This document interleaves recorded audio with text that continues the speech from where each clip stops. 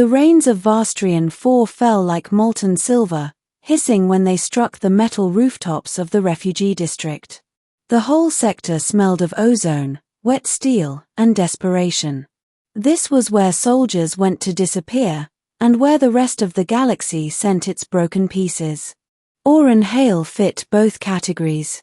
Once a decorated sergeant of the Interstellar Guard, he now hauled crates on a loading dock for half rations. His past, buried. His squad, gone. His future, non-existent. Life was quiet. Until the screaming began. Oren had been unloading plasma coils when the crowd scattered, shouts, panic, the unmistakable sound of weapons unsheathed.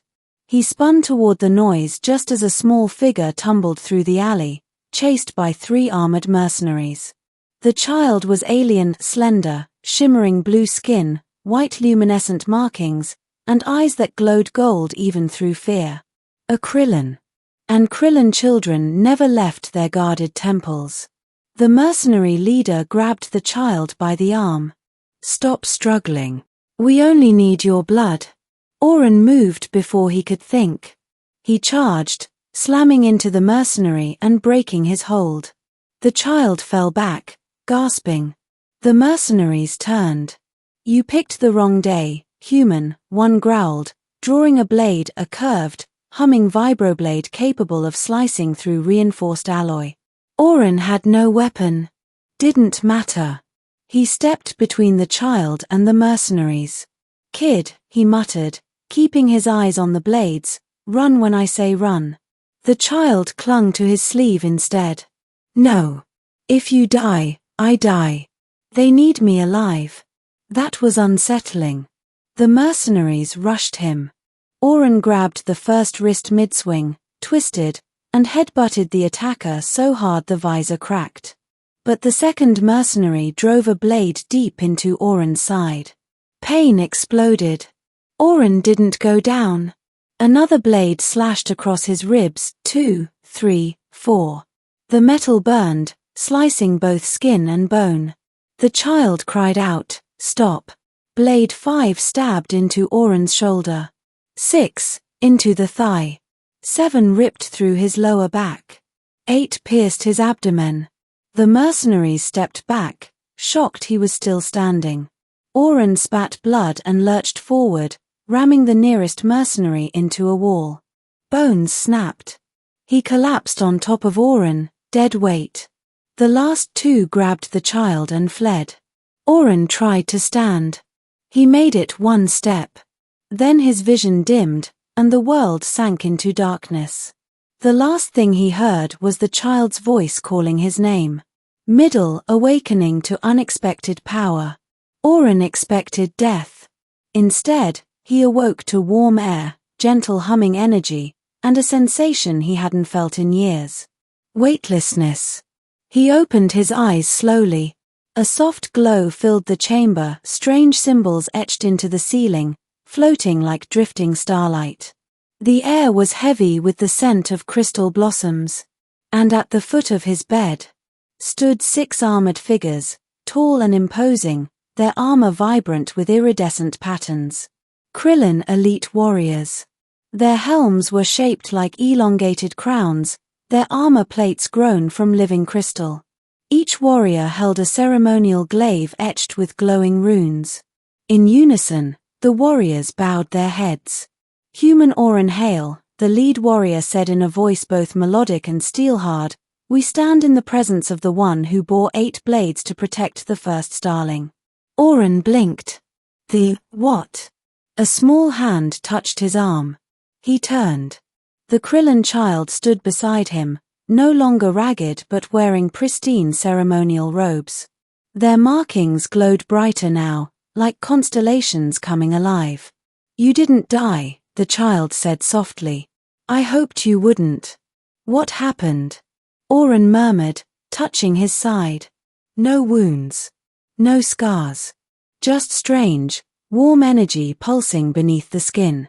"We healed you," the child explained.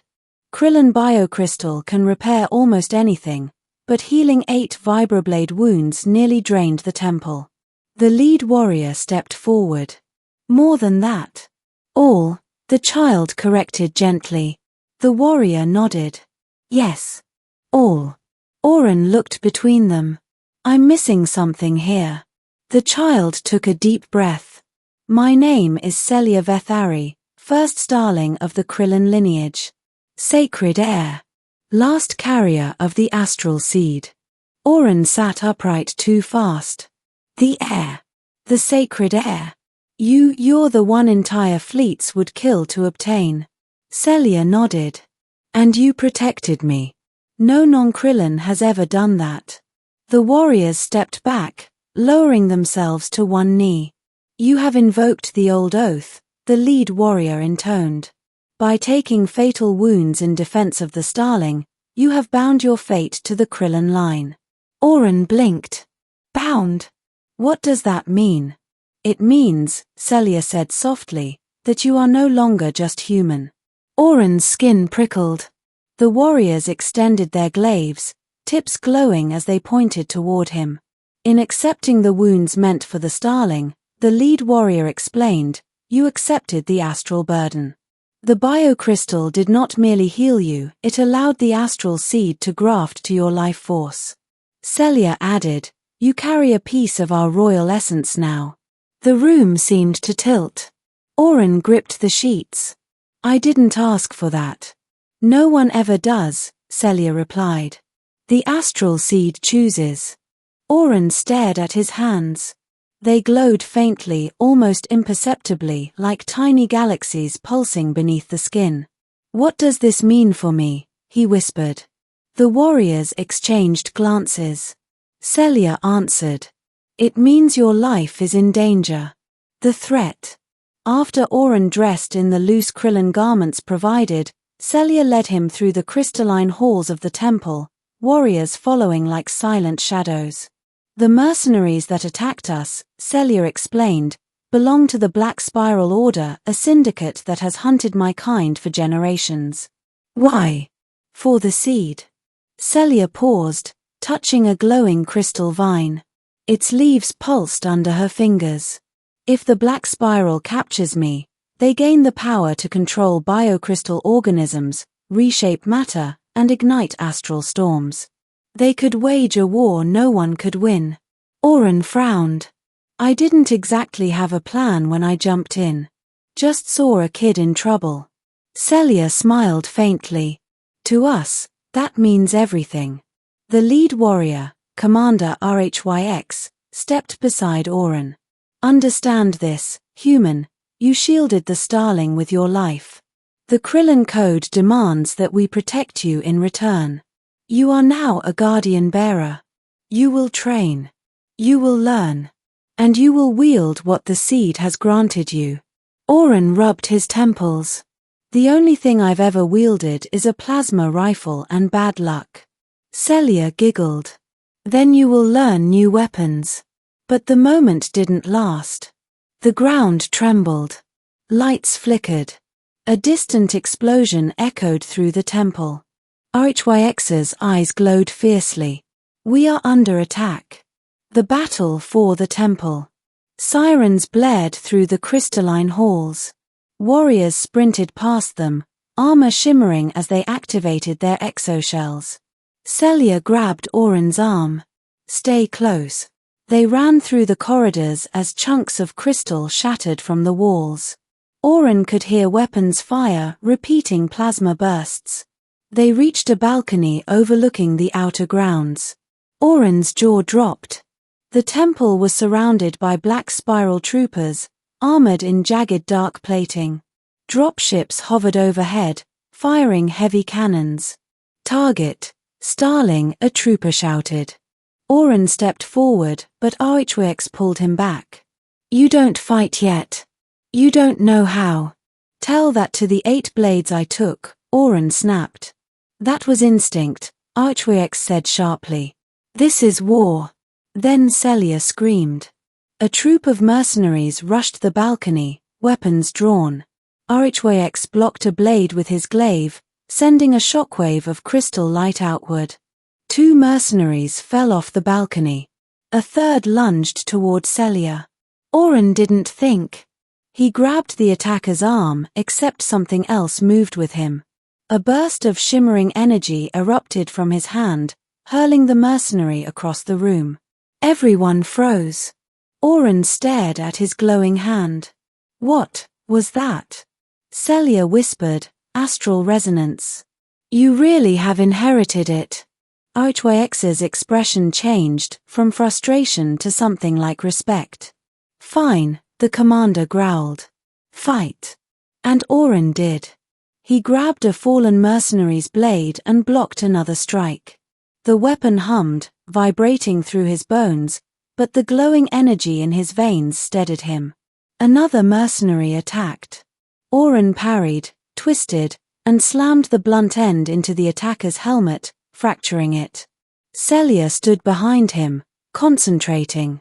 The markings on her skin brightened, and crystalline vines erupted from the floor, ensnaring enemy troopers. Archwyx and his warriors cut down the rest. For a moment, the temple was quiet. Breathing heavily, Oren turned to Archwyx. We good? Archwyx scanned the horizon. No. We are not. A massive shadow descended. A black, spiked warship hovered above the temple, its cannon charging. Their commander is here, Archwyx said. General Merrick. Oren swallowed. What does he want? Everything, Archwyx said. Ending when a human becomes more than human. General Merrick landed in a beam of dark light 8 feet tall, plated in obsidian armor, energy crackling around him. His single visor glowed blood red. Give me the starling, he boomed, and the rest of you may die quickly. Celia clutched Oren's sleeve. Archwyx stepped forward. You will not touch her. Merrick laughed. I wasn't talking to you. His visor turned toward Oren. You. Human. You carry the seed's echo. Hand her over. Oren stepped in front of Celia, gripping the stolen blade. Not happening. Merrick raised a hand and a shockwave blasted forward. Oren held up his arms instinctively. Astral energy erupted from him like a shield. The shockwave shattered against it. Merrick snarled. Impossible. Oren grinned, heart hammering. I get that a lot lately. Archwyx yelled, channel the seed. Focus it. Oren took a deep breath. He closed his eyes. He felt the glowing energy spread through his limbs, the same warmth he felt when he protected Celia the first time. It pulsed, alive, responding to his need. He opened his eyes. The world glowed. Oren charged. Merrick swung a colossal blade. Oren dodged with speed no human should possess. He leapt, twisting mid-air, slamming his palm against Merrick's chest plate. A burst of astral force exploded, sending Merrick skidding across the courtyard. Archwyx roared, again. Oren ran, feeling the power flow more steadily with each stride. Merrick tried to rise, too slow. Oren punched him. The impact cracked the general's armor, light bursting through the fractures like tiny stars. Merrick stumbled, kneeling. This isn't possible. Oren stood over him. I told you. Not happening. One final pulse of energy surged from Oren's chest, pure, brilliant, uncontrolled. Merrick's armor shattered. The general fell. The surviving mercenaries retreated instantly. Silence fell across the battlefield. Celia ran to Oren, throwing her arms around him. You did it. You saved us. Oren steadied his breathing. I didn't mean to.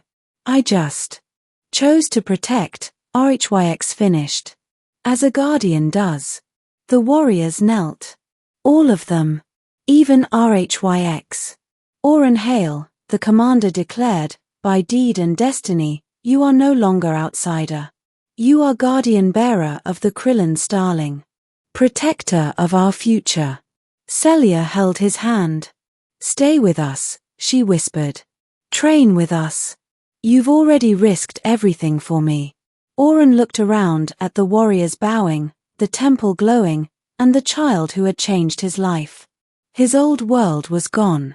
This one waited for him. He squeezed Celia's hand. "I'll stay." The warriors rose. And somewhere deep inside Auron's chest, the astral seed pulsed with new purpose. A human no longer. A guardian reborn. The end.